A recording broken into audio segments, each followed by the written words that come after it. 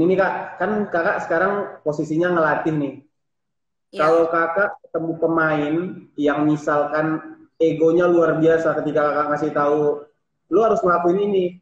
Enggak, gue mau ini gitu, tapi nggak sesuai sama yang Kakak instruksiin. Nah itu solusinya gimana Kak buat ngadepin pemain yang kayak gitu? Nah mungkin yang nonton di sini bukan cuma pemain, tapi ada pelatih juga. Nah boleh di-sharing Kak, oke, ngadepinnya gimana? oke, didudukin. Karena sometimes nggak harus didudukin terus. Jadi ada several times sebelum didudukin, dia harus tahu, kita harus kasih tahu dulu. Kayak kalau di kantor, kita tuh kayak kasih surat peringatan. Kalau udah SP1, Oh, SP2 nggak bisa, dia harus didudukin meskipun kita butuh. Jadi kita itu nggak, oh, gini, kita nggak bisa, kita bilang, kok ngorbanin itu, oh nggak bisa. Percuma juga dimainin nggak sesuai. Bener kan? nah ya. Nggak sesuai juga akan ngerusak semuanya, ngerusak satu tim. Daripada ngerusak satu tim, mending dia duduk, dia refleksi diri. Kalau dia bisa refleksi diri lebih cepat, lebih baik. Tapi kalau nggak bisa di game itu ya sudah nggak apa-apa nggak main. Karena satu bisa ngerusak tim teman-temannya, mood teman-temannya juga. Kedua, dia bisa ngerusak diri sendiri dan itu akan terus menerus di masa depan. Ya, Itu. ya. Jadi permainan basket tuh kalau misalnya di game, kalau kita lihat ya banyak anak yang jago, jago banget, itu punya masalah di percaya diri. Kalau mau tahu, saya pun begitu dulu. Tuh. Nah, Jadi gitu ya Kak. saya saya Ya. ngecek itu udah beberapa sih bintang-bintangnya di klub-klub itu. Oh, masalahnya ini. Oh, masalah. Oh. Jadi saya gabungin ternyata percaya diri, mentality. Jadi sometimes tuh mereka juga nggak pede gitu loh. Sebenarnya orang jago tuh juga nggak pede. Jadi dia Berarti bisa Kakak sering tiba-tiba, nggak pede ya? oh dulu parah. Oh Makanya iya. saya dulu didudukin. Yang berani dudukin saya itu pelatih yang sangat sayang banget sama saya, yang jadiin saya anak mas, itu yang malah dudukin saya. Dan semua pelatih saya begitu semua. Kan Gitu. tadi Kakak bilang intinya tuh balik lagi sama masalah kepercayaan diri.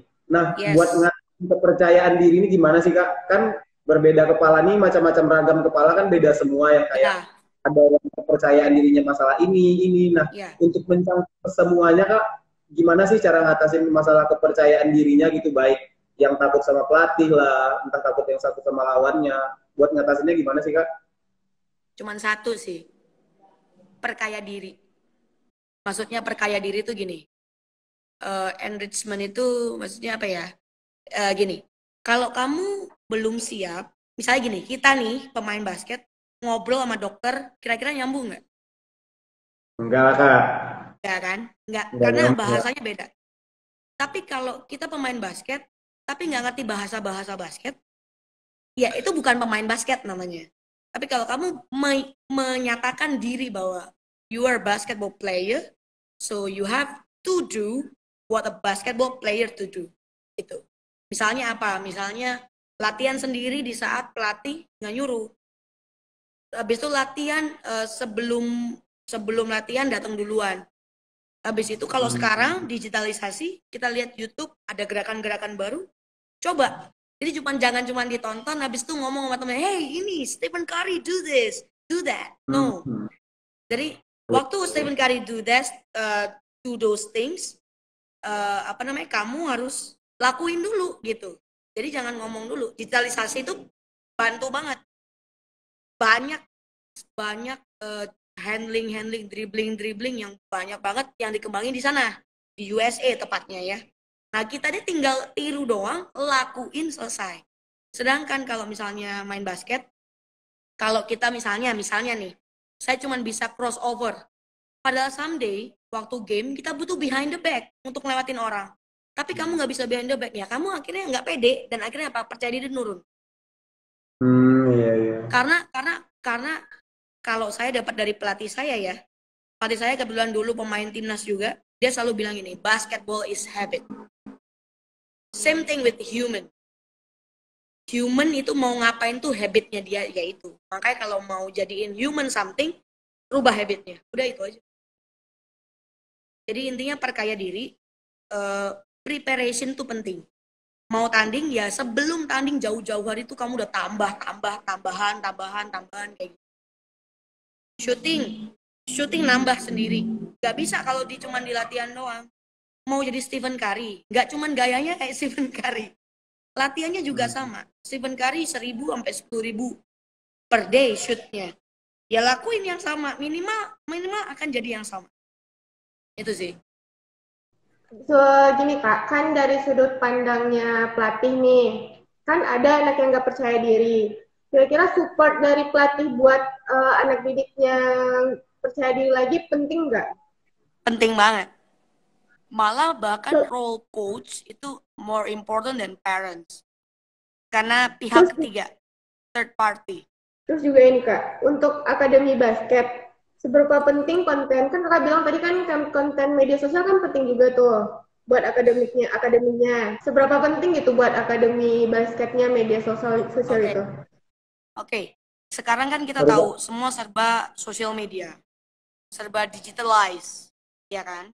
Sedangkan yang orang Indonesia pakai itu Instagram sekarang. Instagram itu benar-benar bantu banget, kayak apa hashtag, terus habis itu tag ke misalnya kayak Perbasi kemana-mana, supaya orang tahu bahwa oh ada akademi ini loh gitu. Gak sedikit juga anak-anak latihan tambahan itu di akademi. Karena kalau kita lihat private one on one ya, one on one sama pelatihnya maksudnya, itu agak useless ya.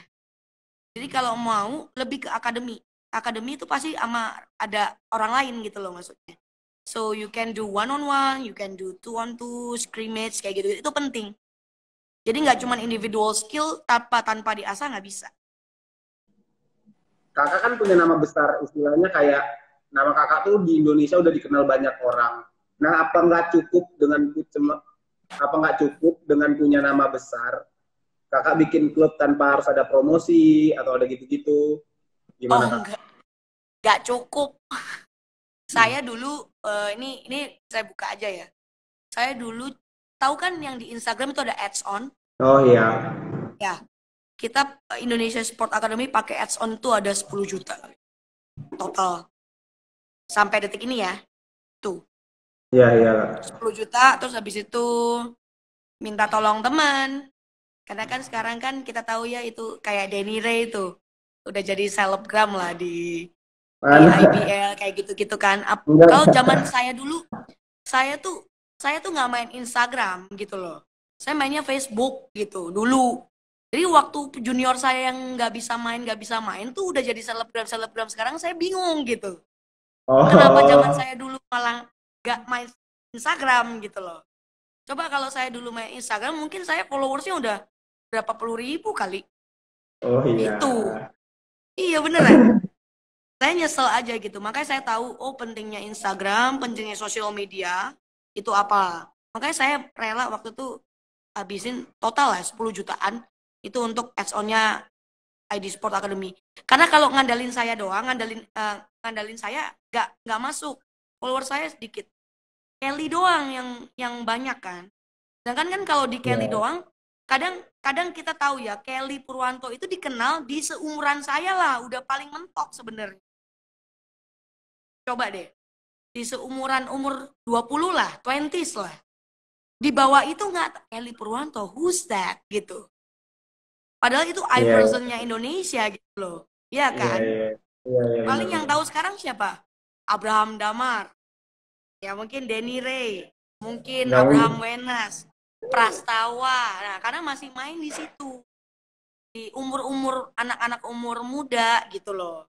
Masih kecil pun udah tahu Prastawa 3-point shooter the best in Indonesia. Misalnya kayak gitu-gitulah. Itu mereka tahu karena mereka ngeliat gitu loh. Zaman kalau Kelly, iya oke, bagus. Tapi yang mau ikut tuh pasti yang gede-gede. Sedangkan kita akademi kan pengen yang kecil-kecil.